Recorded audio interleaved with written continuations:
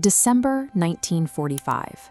Tokyo is a landscape of shattered concrete and ash. The war has ended, and an occupied nation begins to process the reality of its defeat. Amid this ruin, a man named Tokugawa Ieyasu, a direct descendant of Japan's ruling shoguns, walks into a local police station. He is there to voluntarily surrender 14 of his family's most revered ancient heirlooms to the Allied forces. Among these weapons is the Honjo Masamune. Forged 700 years earlier, it is a designated national treasure and widely considered the finest katana ever crafted. Why a leader would willingly part with his civilization's crowning artifact is a question of profound sacrifice. How that artifact managed to slip into the hands of an unverified American soldier and vanish entirely remains one of history's great unsolved cases. The loss of this single blade serves as a physical marker for the chaos of the occupation. A 700-year-old treasure was effectively erased by the same military bureaucracy that was dismantling the nation's wartime infrastructure. To understand what was lost, we have to look back to the 13th century. During the Mongol invasions, Japanese troops found their traditional weapons shattering against heavy leather armor. The solution came from a metallurgist named Honjo Masamune. This animated cross-section shows Masamune's innovation. He engineered a blade with a dual structure, a flexible inner core of softer steel wrapped inside a razor-hard outer shell. When striking dense armor, the hardened edge cut through, while the malleable core absorbed the shockwave, preventing the steel from snapping on impact.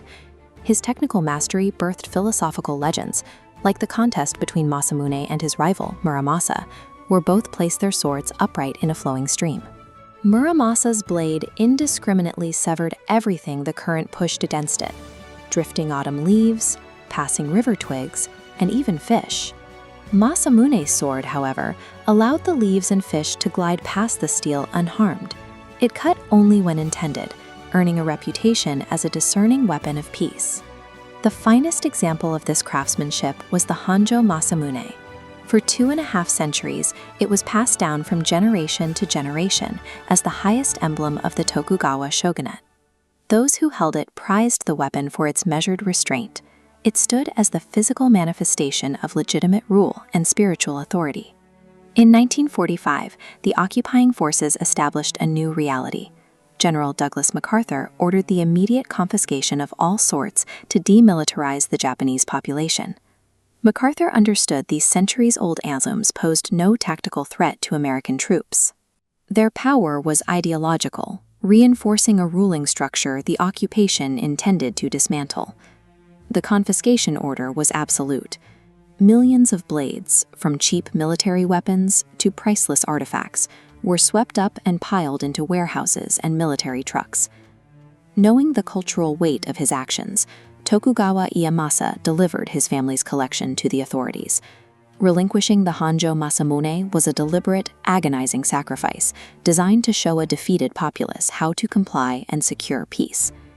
The handover took place at the Meiji-ro police station in Tokyo. According to Japanese records, a month later, an American from the 7th Cavalry arrived to collect the Tokugawa collection.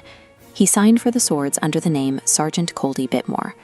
No soldier by that name exists in military records. The discrepancy is likely a phonetic mistranslation, a GI stating his name as Cole D. Biltmore would be written in Japanese syllables, then mistranslated back into the English approximation, Coldy Bymore. Because of this clerical error, the trail ends at the police station doors. The blade might be sitting unrecognized in an American attic as a forgotten war trophy, or it may have been tossed into a furnace and melted down for scrap iron alongside common bayonets.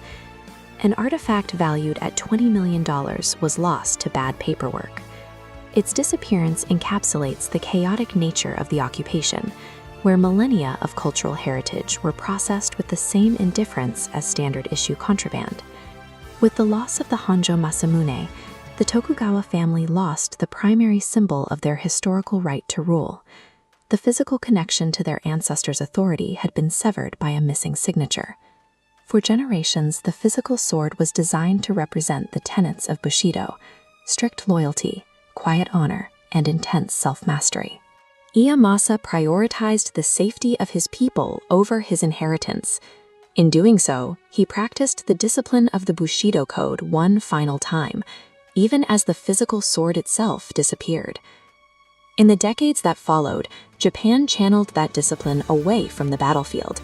The focus shifted toward rapid industrialization, education, and national resilience. An occupying army confiscated the physical steel, but the ideals embedded in its creation survived. The culture outlived the loss of its defining avatar. The hunt for the sword continues today. Historians and collectors maintain the hope that the blade rests quietly in a basement or private collection, waiting to be identified by its unique steel pattern. Yet its absence guarantees its permanence. By vanishing, the Honjo Masamune escaped the confines of a museum display case and became an enduring myth. Do you believe the soul of the samurai still exists in a lost blade waiting to be found, or has history finally claimed it forever? Please share your theories in the comments below, and subscribe to History Unwritten as we uncover the world's greatest lost treasures and unsolved historical mysteries.